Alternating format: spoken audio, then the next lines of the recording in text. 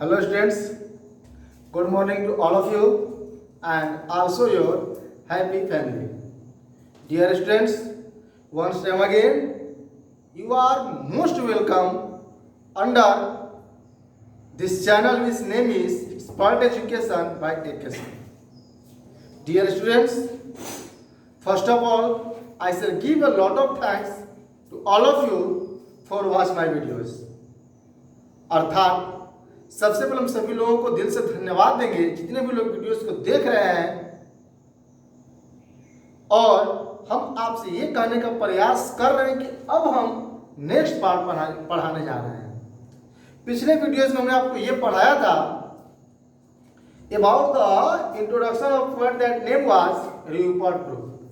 हमने Rupert Brooke साहब की पूरी जो परिचय था वो क्या किए, कैसे कैसे मतलब क्या क्या उनका इम्पोर्टेंट बुक्स, वो पोयम कैसा था, वो किस कवि के रूप में जाने जाते हैं, वो किस कंट्री से बिलोंग करते हैं, ऐसा हमने सब कुछ डिस्क्रिप्शन किया था। अब हम आपको पढ़ाने जा रहे हैं पोयम। इसलिए हम चाहेंगे फिर से एक बार सभी लोग माइंड को कंसंट्रेट कर लीजिए और पोयम को पढ़ना शुरू कीजिए। हाँ, एक बात बोले कि जो भी आप पोयम्स को पढ़ते हैं तो आपको जो भी प्रॉब्लम है, जैसा कुछ भी होता है, प्लीज कमेंट करने का प्रयास जरूर कीजिए, क्योंकि कमेंट से पता चलता है कि आपके साथ समस्या क्या आ रहा है या नहीं आ रहा है, जो कुछ भी होगा। ओके, तो लेट्स स्टार्ट। देखिए, चैप्टर का नाम है दी सोल्जर। चैप्टर का नाम क्या है? दी सोल्जर। थोड़ा सा इस चैप्टर को पढ़ने के लिए साइकोलॉजिकली मन को पूरी तरह से उस एरिया में ले। एक सैनिक है, सच्चा सैनिक which thinks about his country, not for his family या समथिंग रिलेटेड पर्सन। अर्थात हम एक ऐसे सैनिक की बात करने जा रहे हैं जो पूरी तरह से अपने देश के बारे में सोचता है। वो अपने किसी विशेष परिवार या अपने किसी विशेष सदस्य के बारे में न सोचता है, बल्कि एक देश के बारे में सोचता है, जिसको हम सच्चे रूप में एक रियल पैट्रियोटिक, एक वास्तविक देशभक्त कर बोल सकते हैं। ये बहुत है, याद रखिए, ये सैनिक भी है, एक सोल्जर भी है, और इसके साथ साथ वो कवि भी थे। तो उनकी एक कविता है, थोड़ा सा आपको बताऊंगा, पीछे फिर से बता देंगे। जो कविता है वो फर्स्ट वर्ल्ड वार का जो टाइम पीरियड था 1914 से 1918, तो फर्स्ट वर्ल्ड वार के दौरान ये पोयम लगभग इसको लिखा गया था। तो इस कविता के द्वारा कवि क्या कैसा थॉट को पेश कर रहे हैं वो बताना, आखिर कैसे इसको बोला गया कि बेस्ट वार पोयम, बहुत ही सुंदर युद्ध कविता। उसके साथ साथ यह लोगों को बहुत ही जबरदस्त तरीका से मोटिवेट करता है। किन लोगों को? तो हमारे सोल्जर सैनिकों को एक प्रेरणा कार्य करता है। कैसे? तो देखते हैं। चैप्टर का नाम है दी सोल्जर। फर्स्ट बार बोला जा रहा है इफ आई शुड डाई। यहां पर इफ आया, यदि। कहने का मतलब यह है कि जब ये कविता लिखे थे तो जाहिर सी बात है कि उसमें सब कुछ ठीक ठाक था। तो उनकी कल्पना थी, उनकी इच्छा थी, हार्दिक इच्छा थी, इफ आई शुड डाई, यदि मेरी मृत्यु होती है। जैसे हम लोग पढ़े कल्पनाशील वाक्य, कंडीशनल वाक्य, यदि मैं राजा होता, if I were a king, तो उसी सेंस पर ये भी गया है, इफ आई शुड डाई, यदि मेरी मृत्यु होती है तो थिंक, सोचो, ओनली दिस ऑफ मी, तो मेरे बारे में केवल यही बात को सोचना। Think only this of me, मतलब वो कह रहे हैं कि मैं सिर्फ और सिर्फ यही सोचता हूं। मेरी एक ही इच्छा, एक ही चाहत है, एक ही सोच है कि यदि मेरी मृत्यु होती है, that there's some corner of a foreign place। लेकिन मृत्यु कहां होती है? तो यहां बोला जा रहा है कि there's मतलब there is है some corner, वो जो कोना, वो जो स्थान, of a foreign place। What is he imagining for dying himself? वो ये इमेजिन कर रहे हैं कि हमारी मृत्यु हमारे कंट्री, हमारे देश में ना होने के बजाय विदेश में भी होती है। वो क्यों विदेश की कल्पना कर रहे हैं? क्योंकि हमने बोला कि प्रथम विश्व युद्ध की बात है, और प्रथम विश्व युद्ध में जाहिर सी बात है कि सैनिक की मृत्यु कहीं भी हो सकती है। और 90% चांस अदर कंट्री में ही है, क्योंकि वो अपने देश की ओर से दूसरे कंट्री में लड़ने जा रहे हैं। तो इसीलिए कवि रूपर्ट ब्रूक्स साहब से कह रहे हैं कि ये मेरी इच्छा है, अगर मेरी मृत्यु होती है, अगर मैं मरना चाहता हूं तो मेरी मृत्यु 100% विदेशी मिट्टी पर ही हो, मेरी मृत्यु विदेश में हो। अगर मेरी लाश को दफनाया जाए तो विदेश में ही दफनाया जाए। बोलिए, ये दो लाइन कोई डाउट है? यही समझिए, कवि कह रहे हैं कि यदि मेरी मृत्यु हो तो मैं अपनी मृत्यु के बारे में केवल यही सोचता हूं कि जो स्थान हो, जो जगह हो, कैसा स्थान, कैसा जगह, मेरी मृत्यु का जगह, तो जो मेरे मृत्यु का स्थान हो, जो मेरी मृत्यु का जगह हो, वो कहां हो? तो फॉरेन फील्ड, विदेशी मिट्टी में हो, मेरी मृत्यु विदेश में हो। बोलिए, एनी डाउट? गुड। आखिर ऐसा क्यों? What's the reason behind this? अगर आपसे कोई क्वेश्चन पूछ दे कि भगत सिंह मरना क्यों चाहते थे, वो चाहते तो बच सकते थे, इतना वो कमजोर माइंडेड नहीं थे, क्योंकि उन्होंने खुद एक्सेप्ट किया कि हम खुद जाकर के बोलेंगे इनकलाब जिंदाबाद और गिरफ्तारी देंगे और जो भी सजा होगा हम झेलेंगे। ऐसा क्यों? एक रास्ता, बहुत बड़ा रास्ता, कहा जाता है कि अगर आप किसी को बेहतर करवाना चाहते तो पहले आपको करना पड़ेगा। अर्थात भगत सिंह ने यही सोचा कि पहला वक्त तो हम लोगों के ऊपर बहुत ही आतंकवादी जैसा नाम अटैच कर दिया गया है, हम लोग देश के लिए, लोगों के लिए एक एक दिन, एक एक क्षण, एक वक्त सही दृष्टि से यूज करो। लोग हमें गलत नजरों से देख रहे हैं, कुछ ना कुछ इसके लिए करना पड़ेगा।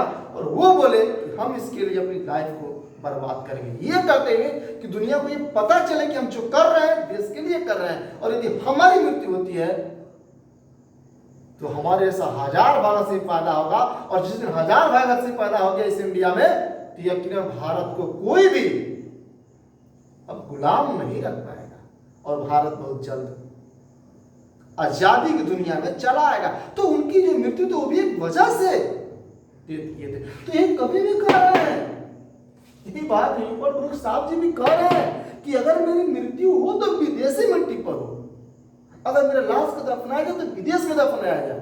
क्यों? क्योंकि दैट इज फॉरएवर इंग्लैंड। देखिए इनका थॉट, देखिए कितना दूर तक ये बात सोच रहे हैं कि दैट इज फॉरएवर इंग्लैंड। क्यों?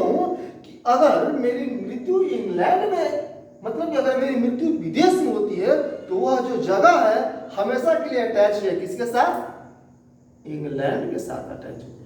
अर्थात तब ये कहना चाह रहे कि विदेश में भी वो जो मृत्यु हो जाएगी वो मेरे इंग्लैंड के नाम से जाना जाएगा। बोलिए, बात समझ रहे हो? कहना क्या चाह रहे? यही कहना चाह रहे हैं कि अगर मेरी विदेश में मृत्यु होती, जैसे कि हम लोग जब इलाहाबाद में रहते थे तो वहां पर आज भी हम लोग घूमे थे, हम उसमें रनिंग भी किया करते थे एवरीडे इन द मॉर्निंग। तो वहां पर अल्फ्रेड पार्क है।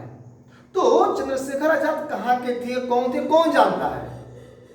अब डीप नॉलेज, डीप हिस्ट्री क्या रखता है, लेकिन सभी को पता था या कि वही अल्फ्रेड पार्क में उनकी डेथिंग हुआ था, मृत्यु हुआ था, और उनकी मृत्यु से वो पार्क को हमेशा दूसरे नजरिया से देखा जाता है, एक अजीब उसमें सजीव आ जाता है।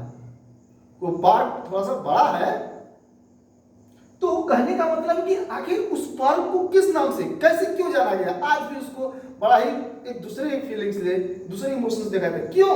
वहां पर चंद्रशेखर आजाद जैसे देशभक्त ने अपना गोली लगाया था, अपना डेथिंग किया था, तो उनके साथ साथ वो जगह एक अजीब के नाम से उद्गत हो गया। तो वही कभी भी सोच रहे हैं कि अगर मेरी मृत्यु विदेश में होती है, अगर मैं विदेश में मरता हूं तो वो स्थान, वो जगह मेरे नाम से जुड़ जाएगा, और मेरे नाम से जुड़ जाएगा तो उससे मेरे देश का गौरव, मेरे देश का गरिमा और ऊंचा हो जाएगा। अर्थात मेरे देश का नाम हमेशा हमेशा के लिए वहां पे अमर हो जाएगा। इसीलिए वो चाहते हैं कि मृत्यु तो कहीं ना कहीं तो होगा ही, ये तो स्वाभाविक है, चाहे हमारे कंट्री इंग्लैंड में हो चाहे कहीं और हो। तो हम इंग्लैंड के बजाय दूसरे कंट्री मरना चाहते हैं, क्योंकि उससे हमारे देश की गरिमा और बोलिए, any doubt? Good. There shall be, होगा, क्या होगा? इन दैट रिच, यहां पर इन का प्रयोग किया गया है, दैट रिच अर्थ। ये रिच अर्थ, आप मान लीजिए अर्थ मींस धरती मतलब कंट्री, इन मींस में, दैट मींस उस, मतलब उस अमीर धरती में, मतलब कवि कह रहे हैं कि जो समृद्ध देश है, जो समृद्ध अर्थ, जो समृद्ध देश है, जो धनी देश है, अगर उसमें मेरी मृत्यु हो जाती है, मतलब कि धनी कहने का मतलब जहां भी, जिस जगह पर भी, जिस स्थान पर मेरी मृत्यु हो जाती है, तो ए रिचर डस्ट कंक्लूडेड, तो ए रिचर डस्ट, तो उसके साथ और भी ज्यादा अमीर कंट्री, डस्ट, डस्ट में धूलकण होता है, लेकिन धूलकण या मिट्टी कहना चाह रहे हैं, कॉन्क्रीट समाहरित हो जाएगा, मिल जाएगा। अर्थात कहने का मतलब ये है कि अब यहाँ पर कभी ये केमिस्ट्री में विलियन सब होता है, तो केमिस्ट्री का पार्ट करके एक दूसरा में पूरी तरह से भूल जाएगा, मिल जाएगा। अर्थात कभी ये कहना चाह रहे हैं कि जो हमारी अर्थ है, जो हमारी धरती है, जो मिट्टी है, अगर हम यहाँ से ना निकल दूसरे देश में मर जाते हैं, तो जो हमारी धरती है वो पूरी तरह से दूसरे देश में क्या हो जाएगा, कंप्लीट हो जाएगा, समाहरित हो जाएगा, और इससे हमारे देश का गौरव और बड़ा हो जाए। बोलिए, एनी डाउट? अर्थात हम यही कहना चाह रहे हैं कि इससे अगर हम दूसरी जगह मृत्यु होती है, तो हमारे देश का नाम उस नाम से पूरी तरह से मिल जाएगा, और इससे हमारे देश का गरिमा और बढ़ जाएगा, रिचर और ज्यादा श्रेष्ठ हो जाएगा। ओके, तो यहां तक बोलिए, एनी डाउट? ऊपर लाइन में कवि साहब जी यही बोले कि मैं विदेश में मरना चाहता हूं। क्यों मरना चाहता हूं, इस बात को पूरी तरह से डिस्क्रिप्ट कर दिए कि भाई ये वजह है, ऐसी ऐसी वजह से मैं विदेश में मरना चाहता हूं। बोले यहां तक, एनी डाउट? Good, next.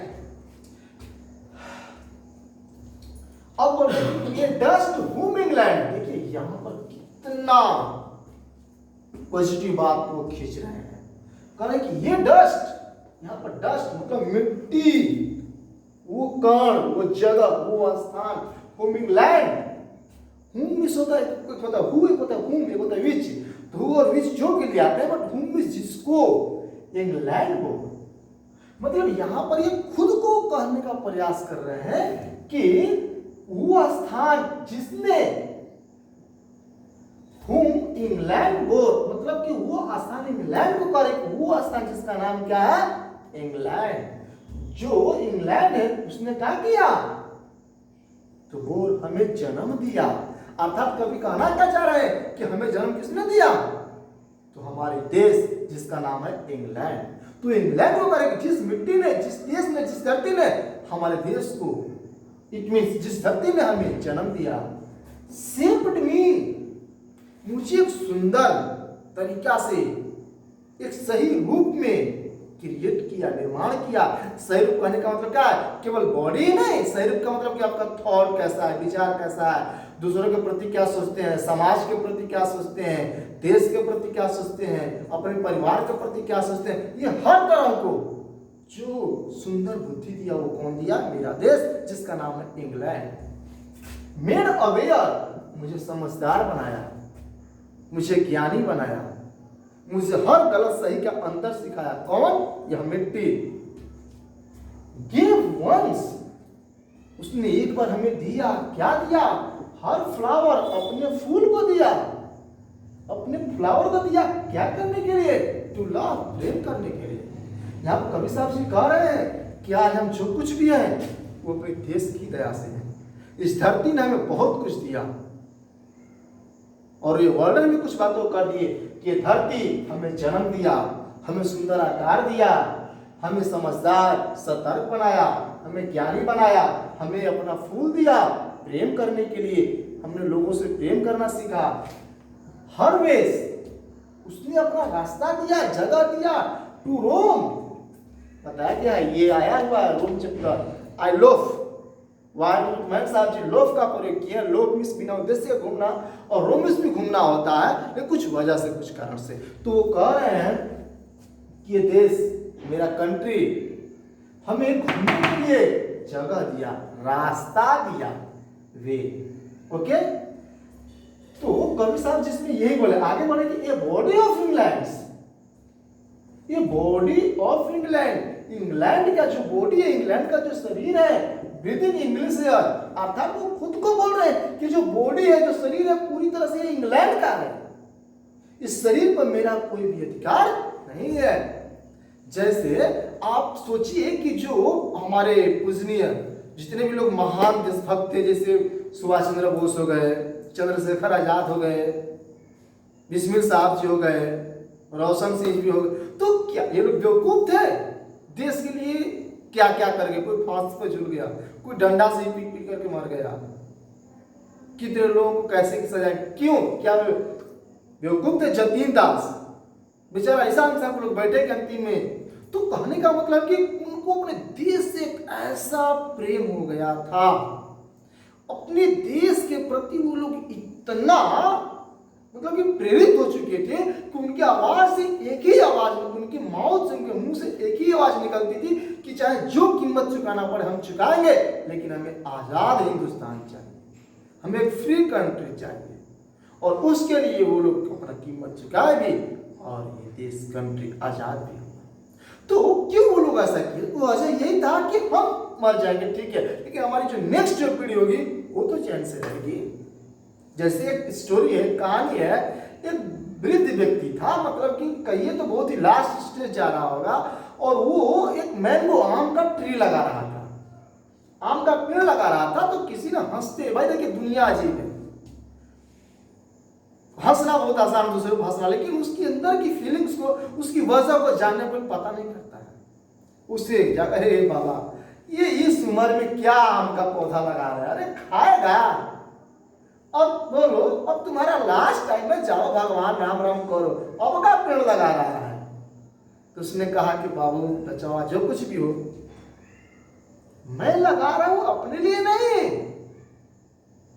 मेरे नाती पोता खाएंगे, मेरी नेक्स्ट पीढ़ी खाएगी। अर्थात सोचिए उसका थिंक कितना सुपर है, वो आए के बारे में कितना अलर्ट हो रहा है, अर्थात वो फ्यूचर के बारे में सोचते थे। और तो यही होता है, हर किसी के पीछे वजह होता है। तो यहां पर भी कवि साहब साहब बोल रहे हैं कि नहीं, हम उस इंग्लैंड के आसान मंद हैं, हम उस इंग्लैंड के लिए मर भी जाए तो हमें अफसोस नहीं होगा, बेहद खुशी होगा। क्यों? क्योंकि इस धरती ने, ये डस्ट इंग्लैंड बोल, ये धरती जिसने हमें जन्म दिया, सिर्फ हमें एक निश्चित आकार दिया, मेडवेयर हमें ज्ञान दिया, हमें अपना फूल दिया टू लव, प्रेम करने के लिए, हमें रास्ता दिया घूमने के लिए। इसलिए जो शरीर है वो पूर्ण से इंग्लैंड का शरीर है और ब्रीथिंग इंग्लिश है, और जो मैं सांस ले रहा हूं वो इंग्लैंड का सांस ले रहा हूं। अर्थात मेरे अंदर जो हवा आ रही है वो इंग्लैंड की हवा है। मतलब कभी कहना चाह रहे कि मेरा रूम मेरा एक एक पार्ट जो कुछ भी है सब इंग्लैंड से है, सब कुछ इंग्लैंड की देन है। सोचिए यहां पर एक देशभक्त की बहुत ही महान स्थान को दिखाया गया है। ऐसे नहीं बोला गया कि ऐसी कविता है जो लोगों को डायरेक्टली मोटिवेट कर देता है, तो सही बात है। तो क्या जितने भी लोग वीडियोस देख रहे हैं उनसे भी उम्मीद रखते हैं आप उस तरह सोचिए और आप भी अपने देश, अपने समाज, अपने घर परिवार के बारे में जरूर कुछ न कुछ अच्छा सोचने का प्रयास कीजिए, क्योंकि हम लोग जो कुछ भी हैं किसी न किसी के बदौलत ही। Okay, next. इतना ही नहीं, आगे भी बोल रहे हैं कि वाश बाय रिवर, जिस नदी में हमने स्नान किया, जिस नदी में हमने अपने हाथ पैर सब कुछ को वाश किया, धोया, वो नदी इंग्लैंड की थी। ब्लेस्ड बाय सन्स, और जो पवित्र, जो सूर्य का प्रकाश मिला ऑफ मेरे घर पर, मतलब कभी कहना चाहिए जो हमें प्रकाश मिला, जो धूप मिला वो सूरज का धूप मिला, और जो सूरज था वो इंग्लैंड का था। मतलब कभी देखिए कितना मार्मिक वर्णन, क्योंकि एक एक चीज जो कुछ भी है everything is belongs to the England. अर्थात कभी यहाँ पर इंग्लैंड की इतना मार्मिकता को वर्णन कर रहे हैं कि सचमुच में लग रहा है कि वो इंग्लैंड के सच्चे देशभक्त, सच्चे सपूत हैं। किसके? इंग्लैंड के। हो गया नाइस। अब लास्ट स्टेंजा में आते हैं। अब इस लास्ट स्टेंजा में कल साहब कंक्लूड कर दिए बातों को, किसको लेकर के, बीच में ऊपर डायरेक्टली बात को बोल दिए, बीच में वजह दिखा दिए, और लास्ट में क्या बोल रहे हैं, एंड थिंक। इसलिए मैं सोचता हूं, यहां पर आई थिंक ही समझिए, इसलिए मैं सोचता हूं कि this heart all giving, all evil, this heart, जो मेरे अंदर का जो हृदय है, जो मेरे अंदर का जो दिल है, ऑल इविल, अगर इसमें जो कुछ भी बुराई होगी, जो कुछ भी कमियां होगी, सेड अवे, वो सब कुछ समाप्त हो जाएगा, वो सब कुछ खत्म हो जाएगा। क्यों? When I shall die for my country, जब अपने देश के लिए मरूंगा तब। इसलिए कभी कह रहे हैं कि अगर मैं देश के लिए मरता हूं तो मेरे अंदर की जितनी बुराइयां हैं, जितनी भी कमियां हैं, वो सब साइलेंट हो जाएगा और लोगों का मेरे प्रति एक सुंदर विचार आ जाएगा। एक अच्छी भावना से, एक अच्छी सोच से लोग हमें देखेंगे और हमें आदर करेंगे। ये pulse in the eternal mind, यहां पर देखिए क्या कह रहे हैं, यहां पर इन का प्रयोग किसके लिए किया गया है? तो इन में इटर्नल माइंड, ये अन्य लोगों की बात बोला जा रहा है, दूसरे लोगों के बारे में बोल रहे हैं कि इन द इटर्नल माइंड, जो दूसरे लोगों का जो इंटरनल माइंड है, जो शाश्वत दिमाग, जो आंतरिक जो दिमाग है, इंटरनल आंतरिक होता है, इंटरनल शाश्वत, जो हमेशा रहे। तो वो कह रहे कि जो अन्य लोगों की जो दिमाग है, जो बुद्धि है, उसमें इसलिए इनका प्रयोग किया गया। ऐसे पल्स नाड़ी होता है। तो कबीर साहब जी कह रहे कि जो लोगों का जो सोच है, जो लोगों का बुद्धि है, जो लोगों का जो माइंड है, उसमें हमेशा के लिए एक याददाश्त बनकर कर आ जाएगा। कौन? र्यूपर्ट ब्रूक, अर्थात वो खुद को बोल रहे हैं कि हम लोगों के दिमाग में हमेशा के लिए एक अच्छे इंसान के रूप में अमर हो जाएंगे। जैसे जब कभी भी होगा, कुछ भी हो जाएगा, तो एक बार हम लोग दिल से 26 जनवरी और 15 अगस्त को जरूर बोलते हैं, सुभाष चंद्र बोस अमर रहे, महात्मा गांधी अमर रहे, भगत सिंह अमर रहे, चंद्रशेखर आजाद अमर है। हम लोग बोलते हैं, क्यों? वो हमारे इंटरनल माइंड में पूरी तरह से स्थिर हो चुके हैं। तो उसी फीलिंग्स को कवि साहब डायरेक्टली कविता के माध्यम से एक्सप्रेस की है। बोलिए, एनी डाउट? नाइस। अब हम देखते हैं, gives somewhere back the thought by England given. वो कह रहे गिव्स समवेयर बैक, कुछ भी अगर इससे पीछे, कुछ भी थोड़ा सा पीछे, the thought by England given, जो कुछ भी विचार हमें इंग्लैंड ने दिया, अर्थात यहां पर यही बोल रहे हैं, give some where back the thought by England given, जो कुछ भी हमें विचार, जो कुछ भी हमें ज्ञान इंग्लैंड से मिला, उससे हम सब कुछ वो कर पाएंगे जो हम चाहते हैं। हर साइड उसका दृश्य एंड साउंड्स, उसका जो आवाज है, ड्रीम्स, उसका जो सपना, किसका सपना है? हमारे कंट्री का सपना है। हैप्पी एज हर डे, उस दिन बहुत ही खुशी होगा। अर्थात कवि साहब जी कह रहे हैं कि मेरी धरती, मेरी मिट्टी, मेरा देश बहुत ही खुशी होगा उसको, उस दिन उसका सपना मानो पूरा हो जाएगा। हर डे यहाँ पर प्रयोग किए, एज हर डे, उस दिन, किस दिन? जब मैं देश के नाम पर शहीद हो जाऊंगा उस दिन। And laughter learn of friends, जो हमने दोस्तों से सीखा है, क्या सीखा है?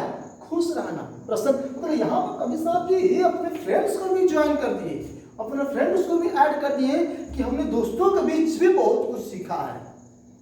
अर्थात अपने देश के लिए सीखा, बहुत कुछ सीखा, लेकिन जो हमारे दोस्त थे वो भी हमें काफी इंजॉय देते थे, वो हमको हंसाते थे, अपने दोस्तों के बीच में हमेशा खुशी महसूस करता था, बहुत ही लाफ्टर, बहुत ही हंसी महसूस करता था। फ्रेंड एंड जेंटलनेस, और वो उनसे जो हमें विनम्रता मिला। देखिए कवि साहब जी इस शब्द का प्रयोग एक विनर जब प्रयोग करता है तो अद्भुत बात निकलता है, क्योंकि बीच वाले लोग बहुत ही जल्द ईगो का सहारा लेते हैं, लेकिन ये कह रहे हैं कि जेंटलनेस शब्द का प्रयोग करके दिखाना चाह रहे हैं उनके विचार कितना एक विनम्र दुनिया की तरह है। इतना हाईएस्ट हिंदी के बाद भी वो बहुत ही विनम्रशील इंसान है। कौन? र्यूपर्ट। उनको किसी बात को लेकर के बगावत नहीं, किसी बात को लेकर अहंकार नहीं, किसी बात को लेकर उनके अंदर कोई भी बैड थॉट नहीं है। वो सब बोल रहे हैं कि हमें दोस्तों से दो बात मिला, एक विनम्रता हमें मिला और एक दोस्तों से काफी हद से ज्यादा हमें खुशियां मिला, हंसी मिला। In heart at peace. और मेरे दोस्तों से मेरे अंदर एक अजीब सी शांति मिला। इन हार्ट, साफ लिखा मेरे हृदय में, in heart at peace. Peace होता है PIEC, पीस मीन्स टुकड़ा, लेकिन PEAC पीस मीन्स शांति। वो कह मेरे दोस्तों से हमें एक अजीब शांति मिला अंडर एन इंग्लिश हेवन। और वो सब कुछ इंग्लिश हेवन के अंतर्गत निश्चयार्थार्थ अंडर एन इंग्लिश हेवन, अंग्रेजी स्वर्ग के नीचे। मतलब कभी साहब जी अपने देश को ही स्वर्ग मान चुके हैं। भाई देखिए एक बात, मानना भी बहुत बड़ी चीज होती है। दुनिया की सबसे बड़ी ताकत होती है मान लेना, बहुत बड़ी ताकत होती है। मान लो तो हार है और मान लो तो जीत है। अर्थात साफ बोला गया, मानो तो मैं गंगा माँ हूं, ना मानो तो बहता पानी हूं। तुम्हें जो मानना है सो मानो, तुम्हारे थॉट पर डिपेंड करता है। लेकिन मानने से तुम्हारे विचार पे एक अजीब सी प्रेरणा का उत्पन्न होता है। और हम गंगा को माँ मानेंगे तो जाकर उसे माँ की तरह प्रणाम करेंगे और उसे पानी समझेंगे तो उस पानी को हम यूं ही समझ छोड़ जाते हैं। ये होता है मानना। अगर आप पढ़ते भी हैं तो आप ये सोचकर मानते हैं कि आज नहीं तो कल हम पढ़ाई को बेहतर करेंगे, आज नहीं तो कल हम पढ़ाई कहीं ना कहीं विशेष जगह ले जाएंगे, तो आपके लिए वो पढ़ाई एक रास्ता बनेगा, एक वे बनेगा और आप वहां तक पहुंच जाएंगे जहां तक जाएंगे। तो डियर स्टूडेंट्स, हम आप सभी लोग को यही बोलेंगे कि यही पूरा पोएम रहा। हमने सबको डिटेल्स और डिस्क्रिप्शन आपको समझा दिया। अगर ध्यान से इस वीडियोस को सुने होंगे तो यकीनन आपको ये वीडियो, ये चैप्टर पूरी तरह से समझ में आ चुका होगा। ठीक, चलिए दैट्स लास्ट। और अंत में हम सभी लोगों को ये बोलेंगे कि अगर ये वीडियो पसंद आई हो तो आप लोग हमारे चैनल को सब्सक्राइब जरूर कीजिएगा, जिसका नाम है expert education by AK Singh. और ये वीडियो कैसा लगा कमेंट करने का प्रयास कीजिएगा और इसके साथ साथ अधिक से अधिक इसे अपने अन्य पड़ोसी लोगों के बीच शेयर कीजिएगा और लाइक करने का प्रयास कीजिएगा। Thank you a lot to all of you.